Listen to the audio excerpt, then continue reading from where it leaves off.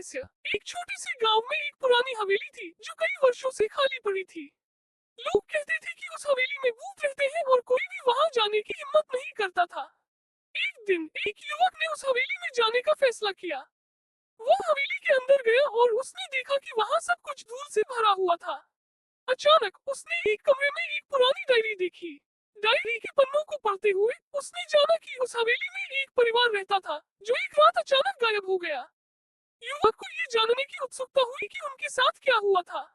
जैसे ही उसने डायरी के आखिरी पन्ने को पढ़ा, उसने महसूस किया कि उसके पीछे कोई खड़ा है। वो घूमकर देखने लगा, लेकिन वहां कोई नहीं था। अचानक दरवाजा बंद हो गया और युवक फंस गया। उसने दरवाजा खोलने की कोशिश की, लेकिन वह नहीं खुल रहा था। तभी उसने एक आवाज सुनी, तुम यहाँ क्यों आए हो? युवक ने पीछे मुड़कर देखा, लेकिन वहां कोई नहीं था। आवाज और तेज होने लगी और युवक समझ गया कि वह हवेली वाकई में भूतिया है। वो दरवाजा खोलने के लिए और भी जोर लगाने लगा, लेकिन तभी आवाज आई, अब तुम कभी नहीं जा पाओगे। युवक की जान हथेली पर आ गई।